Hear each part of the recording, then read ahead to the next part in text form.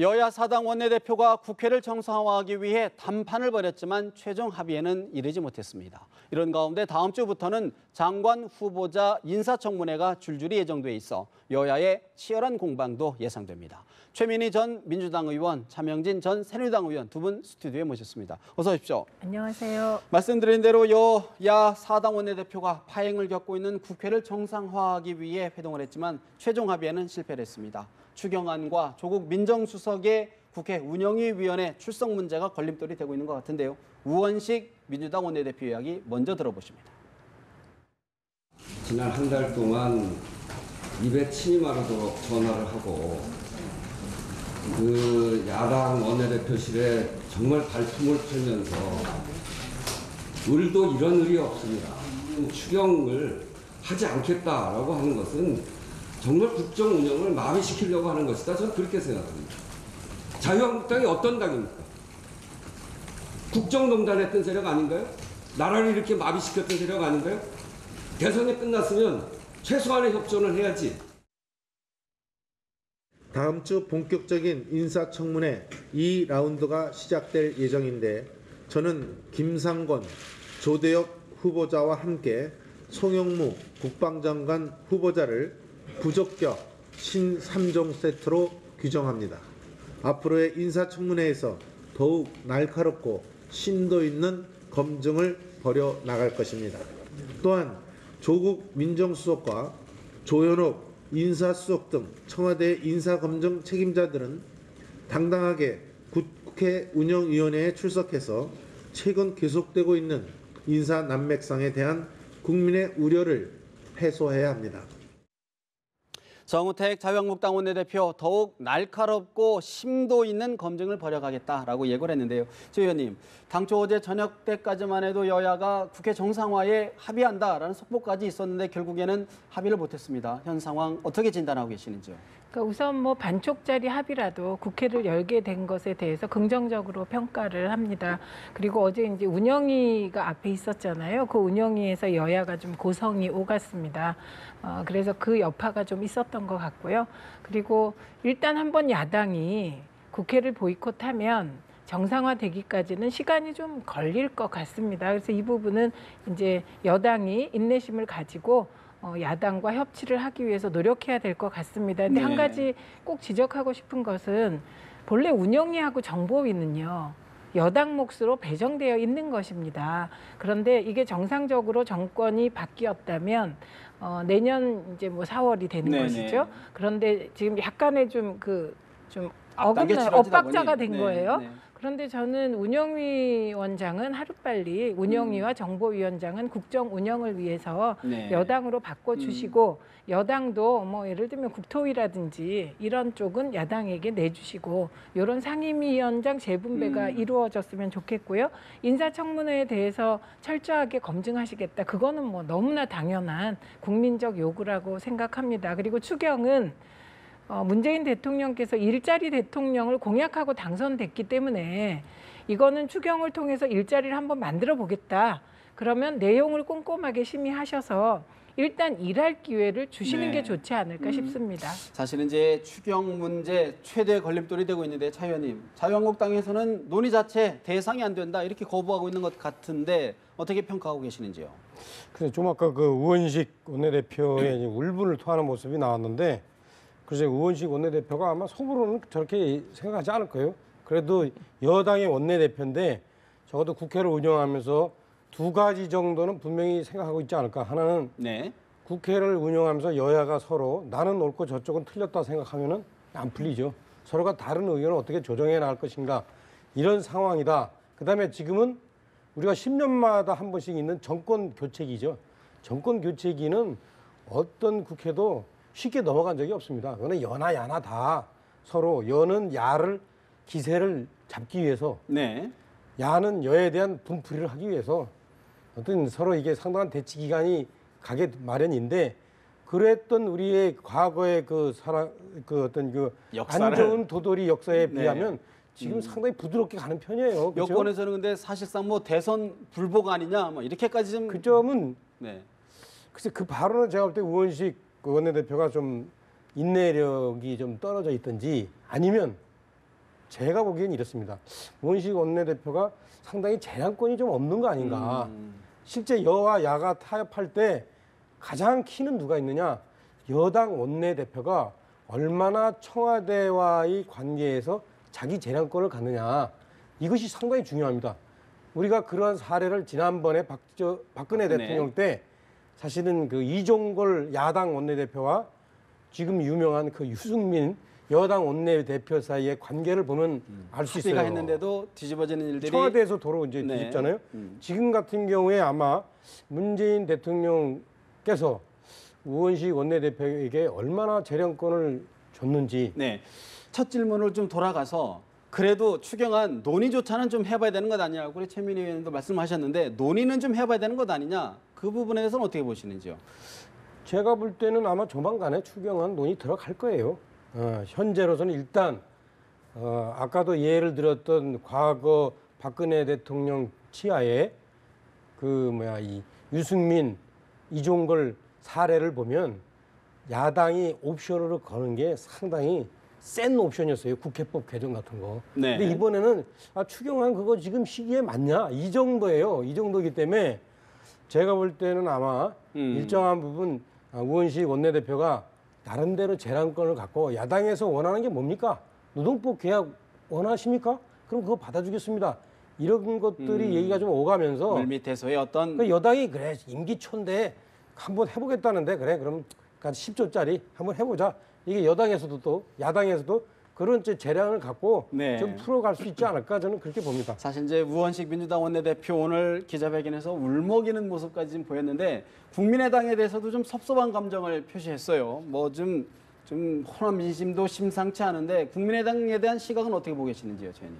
국민의당이 제3당이잖아요. 그래서 저는 합리적인 의사결정을 통해서 결국은 전국이 잘 가는 방향으로 하실 거라고 봅니다. 근데 이제 우원식 대표는 저희들이 오래 지켜본 바에 따르면 굉장히 열정적인 의정 활동을 하고 그 우원식 대표가 을지로위원회라고 네. 그 위원회를 거의 19대 4년 동안 이끌어 오시는 강단을 보이신 분이에요. 그래서 지금 여당 원내대표로서 재량권의 문제 때문에 저러는 것은 아닌 아니다. 걸로 보입니다.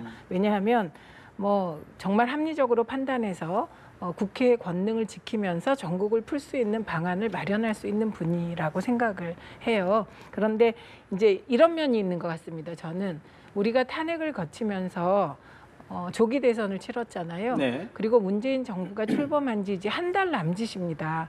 그런데 막 너무 많은 시간이 지난 것 같고 마치 막 시간이 압축돼서 흘러가는 느낌입니다. 그래서 저는 그 여당도 야당도 지금 이렇게 시간이 좀 압축돼서 가는 것처럼 느껴지는 이 상황. 예. 그래서 막 그 야당이 이제 국회를 보이콧했는데 금방 며칠 만에 국회를 열고 또 막 빨리 진행되고 이 부분에 대해서는 좀 여유를 가지고 조금 인내심을 가지고 추진해도 되지 않겠냐 이렇게 생각을 합니다. 사실 또 일각에서는요. 여당이 지금 이제 여소야대 국면에서 야3당 한국당과 다른 야당을 좀 이렇게 갈라치기 하려는 것 아니냐. 그러면서 좀 전국을 좀 돌파하는 것 아니냐라는 시각도 있거든요. 어떻게 보시는지요? 근데 그걸 표현을 갈라치기라고 하시니까 그런데 이게 뭐 디바이드 앤 롤 그래서 어떤 사안에 대해서는 뭐 국민의당과 협치를 하고 어떤 사안에 대해서는 뭐 바른정당하고 협치를 하고 또 예를 들면 어떤 사안에 대해서는 자유한국당하고 협치해 나간다면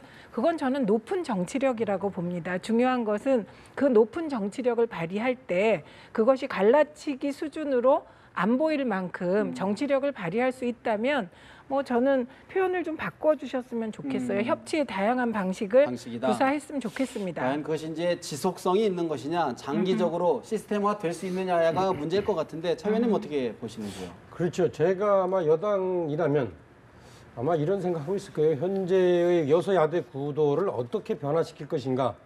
또 이제 조만간 또 개헌 문제도 있고 그런 문제가 있고 현재 국민의당 같은 경우에는 상당히 여당인 민주당과의 지지 기반이 또 겹치는 문제도 있고 그래서 이 부분에 대한 그림을 갖고 있겠죠. 그런데 네. 현재 우원식 원내대표의 지금 얘기를 이렇게 들어보면 그런 그림이 좀 없는 것 같아요. 일단은 이 청와대로부터 재량권을 얼마나 받았는지 이것도 또 좀 애매한 것 같고 그래서 사실은 이게 이 여당 원내대표 입에서 나와야 되는 안 되는 이야기는 말, 안 아니다. 되는 말. 대선 야당을- 불복이라는 말이 나왔단 말이에요. 그래서 네. 좀 더 좀 이렇게 능구렁이가 되셔가지고 뭐 디바이드 룰을 하시든 아니면 네. 뭐 몰빵을 하시든 뭐 이렇게 하셔야 되는데 네. 좀 그런 어떤 전체적인 정치적 그림 이런 거는 좀 보이지 않는 것 같습니다. 않는다. 결국은 그런 어떤 여지가 생기면 좀 타협점도 찾을 수 있겠다 그런 전망이시군요. 그럼요. 예. 그런가 하면 이제 다음 주부터는 이제 인사청문회 3라운드가 본격적으로 시작이 됩니다. 한국당 김상곤, 송영무, 조대엽 후보자를 이른바 부적격 3종 세트다라고 규정하면서 공세를 하고 있는데요. 김진표 민주당 의원의 이야기를 좀 먼저 들어보시겠습니다. 인사청문회라는 게 결국은 국민의 눈높이에 맞추어서 기준을 만들어야 되는데 우리 사회가 통상 그렇듯이 대부분의 국민들이 눈높이에서 보면 지키지 않았던 것을 높이 요구해서 이제 낙마시킬 때 그것이 여러 가지 부작용이 생기니까요. 현실에 맞추어서 국민의 눈높이에 맞추어서 조정할 필요가 있다. 다만 이제 병역면탈, 부동산 투기, 세금 탈루 이와 같은 것은 더 엄격히 적용해야 되겠죠. 김진표 국정기획자문위원장 위장 전입이라든가 논문 표준 등 이런 기준은 좀 현실적으로 좀 낮추고 세금 탈루라든가 부동산 투기는 좀 기준을 더 엄격하게 하자, 좀 현실화시키자 이런 취지인데 조 의원님 타당성 있는 말씀인가요? 어떻게 보시는지요? 그러니까 타당성 있다기보다는 현실적인 말씀으로 보입니다. 예, 그래서 저는 그 문재인 대통령께서 굉장히 높은 도덕적 요구를 충족시키면서 국정을 운영하시고 싶었던 것 같아요. 그리고 지금도 그 바람은 전 국민이 갖고 계시죠. 그런데 예를 들면 위장 전입 같은 경우는 기준을 좀 정할 필요가 있다. 이거는 국민께서도 동의하는 것 같습니다. 왜냐하면 뭐 투기 목적이라든지 뭐 자녀 학교를 위한 상습적인 위장 전입이 아니라 외국에 갔다 오면서 잠깐 위장 전입을 피치 못하게 하는 경우들이 있더라고요. 네. 저는 이번에 알았습니다만 그리고 어쩔 수 없는 위장 전입들이 있더라고요. 아파트에 뭐 잔금 빌릴 때 뭐 이런 경우는 국민들이 좀 수긍할 수 국민들이 있는. 수긍할 수 있는 기준일 것 같아요. 그런데 위장 전입이 다 괜찮다. 이건 어떤 국민도 수긍하지 못하실 것 같고요. 그다음에 논문 표절의 경우는 너무 복잡해서 제가 뭐라고 말씀드리기 곤란합니다만 이 부분은 뭔가 공신력 있는 기관이 필요할 것 같아요. 네. 누구도 그 기관에서 이 논문 표절이 문제가 된다, 안 된다를 판단해 주면 좀 그 기준으로 받아들일 수 있는 어떤 기관이 있어야 하지 않을까 이런 생각이 들고 김진표 위원장님 말씀도 예를 들면 정말 복사 수준의 논문 표절, 누가 봐도 논문 표절인 것을 문제 없다고 하자는 취지는 아니고. 아닌 것 같습니다. 어떻게 보십니까, 차 의원님? 저 얘기는 사실은 김진표 국정기획자문위원장이 하셔야 되는 얘기가 아니라 문재인 대통령이 하셨어야 돼요. 사실 현재 그 1차 외인구단 3인의 그 인사청문회가 상당히 그 여러 가지 난항을 겪은 이유는 뭡니까? 그 전에 문재인 대통령이 나는 당신들 적폐 세력과 달리 정말로 깨끗한 사람들하고 일을 할 수 있다. 우리는 정말로 깨끗한 정부가 될 수 있다라고 호언장담을 했거든요. 대선 과정에서 그 기준을 문재인 대통령 스스로가 먼저 설정했기 때문에 그 나중에 그 기준이 부메랑이 되어서 문재인 대통령한테 돌아오고 있는 거예요, 이게. 그래서 저는 그 당시에도 많은 분들이 그런 얘기 했잖아요. 아니, 문재인 대통령이 야, 내가 너무 기준을 과하게 잡았다. 미안하다.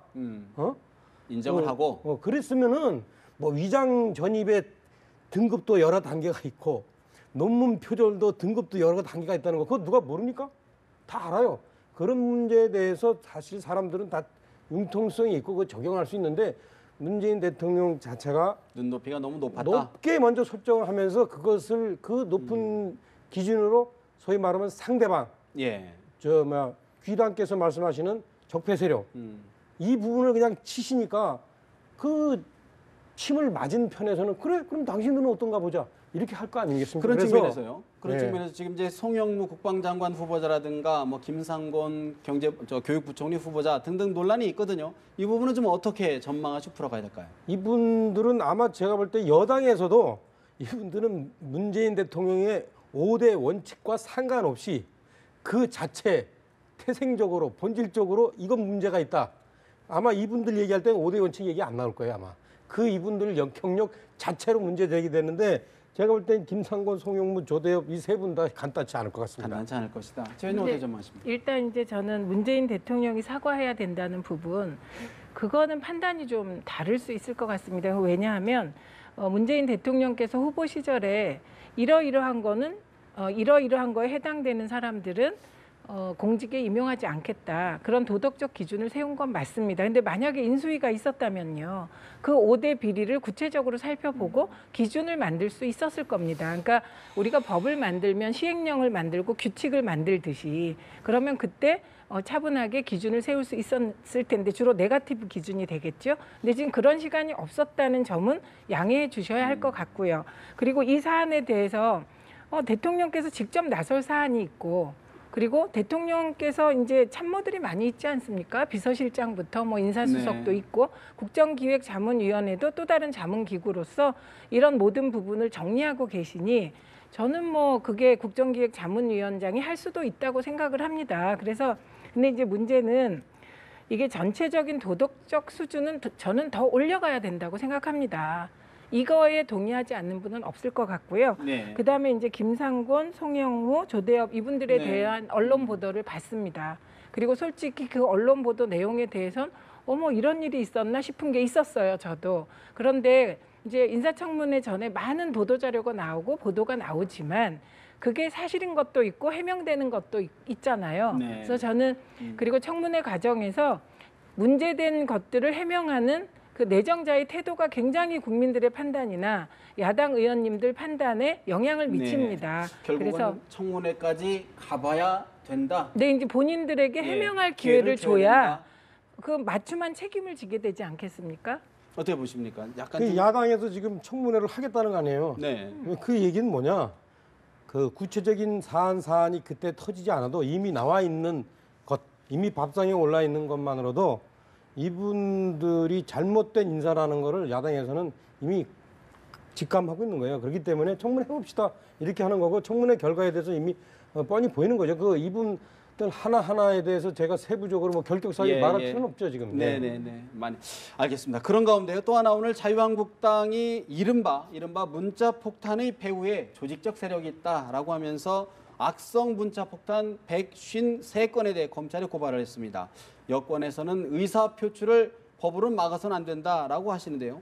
최 의원님 어떻게 보십니까? 요건 좀 나눠서 봐야 됩니다. 네. 네, 그러니까 이게 문자 폭탄이라는 말이 저는 문자 폭탄도 있고 문자 행동도 있고 이렇게 봐요. 그러니까 유권자들이 정당한 의사를 표현하는 것은 이거는 문자 행동으로 봐야 될 것 같아요. 그런데 문자 폭탄이라고 얘기할 수 있는 건 뭐냐면 개인적으로 협박을 하거나 욕설을 하거나 이거는 그렇게 네이밍을 해도 할 말이 없는 것이지요. 그런데 이 문자 내용에 험담이 들어가거나 욕설이 들어가면 안 된다는 것은 이 문자에만 해당되는 게 아닙니다. 국회의원들이 의정활동을 할 때 그리고 일상적인 인간관계에서도 그런 말 하면 그건 당연히 예, 법적 책임을 져야 되는 거거든요. 근데 이것을 이제 나눠보자는 얘기 중에 또 하나는 조직적으로 문자를 보내는 행위가 이게 과연 법적 책임을 물을 행위이냐. 저는 이 부분에 대해서는 심각하게 의문이 있습니다. 왜냐하면 저희가 이런 온라인상의 이 기술이 발달되지 않았을 때는 저희가 정부에 요구하는 바가 있으면 오프라인상에서 시위도 하고 데모도 했습니다. 그래서 지금 집시법이 굉장히 완화된 상태입니다. 네. 그러면 우리가 오프라인상에서 집회하려면 모이자 이렇게 동뜨는 사람도 있었거든요. 똑같은 일이 지금 온라인상에서 벌어지는데 오프상에서의 여러 가지 집회가 이렇게 자유롭게 허용된 이 마당에 온상에서 정당한 의사표시를 문자로 보내는 것을 이거를 조직적인 것이라고 문제 삼는 건 이거는 아니고요. 그리고 갈라서 봐야 예, 된다. 저는 이게 아주 이것도 이렇게 나누어서 봐야 되고 특히 제가요 명절 때 되고요 선거 때 되면 저야말로 문자 홍보 폭탄을 보냅니다. 그런데 그거에 대해서 문제 제기하는 유권자들은 별로 없으세요. 그렇게 감수를 해주시는데 왜 정치인들은 그 유권자들의 비난과 비판도 감수해야지 안 하시려고 하시는지. 국회의원 가운데서는 휴대전화를 여러 차례 바꾼 분들도 있다. 이런 어려움을 호소하는 분들도 있는데 좀 나눠서 봐야 된다. 어떻게 보시는지요? 제가 예 하나 드릴게요. 동네에 어린이들 와서 놀으라고 아주 놀이터를 이쁘게 꾸며놨는데 여기서 어린이들도 가끔 오긴 와요. 근데 주로 불량 학생들이 거기 와가지고 술 마시고 담배 피우고 그런단 말이에요. 이게 통제가 안 돼요. 그러면은 어떻게 하는 줄 아세요? 나중에는 할 수 없이 그 놀이터를 폐지시켜버려요. 왜? 통제가 안 되니까. 제 지금 이 경우도 우리가 이렇게 원칙적으로 보면은 문자 유권자가 당연히 국회의원한테 문자 의견 보내야지, 제시. 의견 제시해야지 그렇게 얘기할 수 있는데 주로 있잖아요. 정말 의견 제시할 사람은 이렇게 안 하고 뭐 예를 들어서 이메일로 사연을 구구절절 보낸다거나 찾아온다거나 그래요. 이렇게 사회 말을 거의 익명에 가까운 숫자가 많으니까 네. 익명일 수가 없죠. 아니 이 숫자가 많으니까 아이덴티파이가 잘 안 돼요. 사실상 그러니까 익명에 웬만큼 가까운. 결심하지 않으면 네. 안 됩니다. 저는 그런 경우 많이 당해봤어요. 그 최민희 의원은 안 저도 당해보셨는데 당해요. 네. 저는 혐오층이 많아서 이렇게 많이 당해봤는데 이 경우에는 있잖아요. 어쩔 수 없어요. 아까 놀이터 사례처럼 그럼 이렇게 제가 한다고 그때는 그러면 이런 부분들이 좀 완화되거나 근절되거나 그럴 수 있을까요? 해야죠. 90%가 지금 욕설 비방이라고 그러는데 저 같은 경우에 과거에 어쩔 수 없이 그 저한테 그런 악성 문자를 보낸 사람들을 중에서 더 악성인 것을 뽑아서 경찰에 고발했는데 네. 그것도 경찰에서 아주 간단하게 끝나더라고요. 간단하다는 건 어떤 일벌 100개가 아니라 네. 사과문 하나 써 하고 보내더라고요. 음. 그래서 이런 경우에도 제가 볼 때는 아마 이게 근절되기 좀 어렵다. 그래서 어렵다. 이런 부분을 좀 어떤 식으로든 대책을 취해야 돼요. 저는요, 어떤 경우에도 정치인이 유권자와 싸우면 안 된다고 생각을 합니다. 제가 굉장히 많이 봤습니다. 저는 거꾸로 그러니까 조금 극렬한 보수적 지지층의 혐오자인가 봐요, 제가. 그래서 문자 메시지를 받습니다만 저도 싫어요, 욕하는 건. 그러나 네. 이 정도는 감수해야 된다 이렇게 생각하는 쪽이고요. 그다음에 90%가 문제라고 하셨는데 새누리당, 자유한국당에서 뭐 10,000건 가까이를 개별 의원당 받았는데 지금 153건 하셨다는 거 보니 이렇게 욕설이나 저희 명예훼손과 관련된 부분은 굉장히 프로테이지가 낮은 거 아닙니까? 그러면 10,000건에서 153건 빼면 대부분 9,800건 정도는 그냥 일상적인 그 의견 메시지일 것 같은데 네. 저는 이거에 대해서는 조금 더 전향적으로 생각하셔야 아니, 된다고 저도 봅니다. 이제 원래 전향적으로 생각하려고 그랬는데 아마 153건은 이런 그죠? 경우에 걸르고 그런 경우에 예를 들어서 당신 거기 조금만 더 있으면 다음에 재선되기 힘들어. 이거를 고발해야 돼요, 말아야 돼요. 이런 아주 그 기분 나쁜 문자들도 있는데 이런 건 다 빼고 아마 빼고. 제가 볼 땐 153건 했을 거예요. 결국은 이제 과연 사이버 폭력, 사이버 범죄 문제가 정말 심각해지고 있는 것만큼은 틀림없는데 최소한의 기준을 만들어 보자는 취지인가? 근데 오해하세요. 이걸 사이버 폭력이라고 하면. 그래서 저는 이 부분은 네. 이게 모든 일이 다 그렇지 않습니까? 권위가 이제 점점점 낮아지고 유권자의 그 의식이 높아지고 권리가 높아진 역사가 쉽지 네. 않은 역사였고요. 알겠습니다. 이것도 그 국회의원들께서 일방적으로 메시지 보내시다가 이제 메시지 받으시는 거거든요. 그래서 조금 전향적으로 생각하실 필요가 알겠습니다. 있다고 봅니다. 다른 걸 하나 좀 짚어보겠습니다. 노동계가 문재인 정부 새 정부 출범 50일을 맞아 총파업을 예고했습니다. 문재인 대통령 1년만 참아주시라라고 당부를 했는데 제 의원님 보수 진영에서는 촛불 지지 세력에 청구서를 내는 것 아니냐라는 그런 목소리도 나옵니다. 예, 제가 약간 이제 공격적으로 말씀드리자면 예를 들면 촛불에 나와서 시민들이 일상을 포기하고 일부는 민주주의를 바로 세우기 위해서 노력했고 이제 대통령이 탄핵되는 일이 생겼습니다. 그래서 이제 정권 교체가 되고 이게 이제 보수에서 진보적인 정권으로 바뀌면서 촛불에 나와서 진보적인 요구를 한 분들이 나의 일상을 위해서 청구서 내면 안 됩니까? 저는 그것을 비난하면 안 된다고 정당한 생각해요. 권리다, 요구다. 정당한 권리인데 다만 그 청구서의 내역이 뭐냐가 중요한 것이겠죠. 그 청구서의 내역이 국민들께서 보시기에 그리고 의원님들이 보시기에 저 정도는 뭐 노동계에서 요구할 수 있다. 이러면 그 요구를 받아주시면 되고 무리한 부분에 대해서는 이거는 지금 조건에서 못 받아주겠다. 이게 바로 대의민주주의를 실현하는 과정이고요. 다만 대의민주주의를 실현하는 과정에서 국회가 너무 그런 어떤 그 일상 국민들의 요구에 좀 둔감해졌다고 판단하시니까 직접 민주주의적인 요소를 더 강화하자는 얘기가 나오는 것이고요. 그래서 저는 촛불 세력의 청구서라는 표현은 네. 뭐 정당한 요구에 좀 부정적인 표현일 뿐이다 아닌가? 이렇게 봅니다. 사실 이제 이번 노동계의 요구가 노무현 전 대통령의 취임 초기하고도 좀 닮았다라고 평가하시는 분들도 있는데 사위원님 어떻게 보고 계신지요? 네, 그러니까 제가 그 노무현 정부 초기 상황하고 비교해 볼 기회가 있었는데 상당히 많이 유사해요. 대미 관계도 상당히 유사하게 돌아가고 반미면 어떠냐라고 했던 노무현 대통령이 결국에는 부시 대통령의 기분을 맞춰주기 위해서 노력을 많이 해요. 지금 문재인 대통령도 지금 그러시고 있어요. 그래서 뭐 이건 일정하게 이제 주권 국가 입장에서 네. 봤을 때 제가 뭐 노무현 대통령이나 문재인 대통령의 대외 정책에 동의하는 거와는 별개로 참 씁쓸한데 네. 이 문제도 또 그래요. 사실은 노무현 대통령도 취임 30일 만에 일기를 썼는데 제일 걱정된 게 뭐냐면 자신을 지지했던 사람들이 자신이 개혁의 속도가 더뎌졌다고 비난하는 것에 마음이 아프다 이렇게 얘기를 하시더라고요. 문재인 대통령도 아마 똑같은 심정인 것 같아요. 노동계 요구에 대해서. 네, 노동계 요구가 이제 제가 볼 때 문재인 대통령이 입장에서 봤을 때 분명히 한다고 그럴 때 그러는데 아 실제 그 최저임금 1만이라는 게 막상 해보려니까 쉽지 않거든요. 않고 그렇죠? 중소소상공인들 문제도 있고. 네, 이게 쉽지 않습니다. 이게 보면 우리나라 이게 택배, 뭐 배달 음식 이런 게 다 없어지게 됩니다. 그리고 뭐 왜 우리가 자주 보는 뭐 전자제품 AS 이런 것도 어려워지는데 이런 상황이 완전히 바뀐단 말씀입니다. 이런 예. 걸 생각하면서 이제 문재인 대통령이 이걸 이제 어떻게 할 것인가 고민을 하실 텐데 네. 노동계에서는 이게 이제 급하단 말이에요. 당장 하자고. 어떻게 풀어나가야 될까요? 문재인 대통령 입장에서. 아마 제가 볼 때 순리대로 푸는 수밖에 없어요. 이거를 문재인 대통령이 지금 나를 밀어준 그 노동계 요구를 덜썩 받아버리시면 그게 아마 얘기했던 또 하나의 부메랑이 될 겁니다. 그래서 천천히 아마 노동계도 좀 기다려주는 여유가 필요할 것 같아요. 그 노무현 대통령 때의 그 50엄이 한 번 있었으니까 네. 우리도 좀 천천히 기다리자. 어차피 뭐 여태까지 힘들었는데 좀 1년 더 뭐 기다리냐? 이렇게 생각해 보실 필요가 있지 않을까. 1년이라고 또 시한을 이야기했기 때문에 어떻게 보십니까? 그 1년이라는 말씀은요. 내가 뭘 좀 해볼 수 있게 조금만 지켜봐 달라는 말씀이라 그 1년 자체의 의미가 큰 것 같지는 않고요.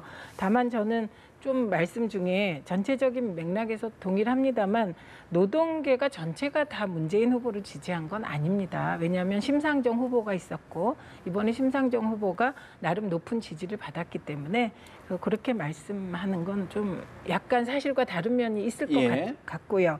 그리고 그러니까 최저임금 1만 원은 문재인 대통령이 공약했던 소득주도 성장으로 경제를 활성화시킨다는 거에 아주 가장 중요한 부분입니다. 근데 이게 실현하는 방식이 저는 그래야 될 것 같아요. 단계적으로 실행해 나가야 될 것 같고요. 2020년까지로 네, 단계적으로. 그러나 이 최저임금 1만 원은 이거는 포기해서는 안 되는 공약이라고 생각을 해요. 네. 그래서 그리고 또 노동계가 파업을 하고 이런 부분도 네. 저는 이 부분은 우리 사회 전체가 이미 노동계가 파업으로 자기 권익을 달성하는 행동은 이게 19세기, 20세기에 다 쟁취된 권한이거든요. 그래서 합법적인 범위 내의 파업은 네. 그냥 파업의 요구가 뭐지?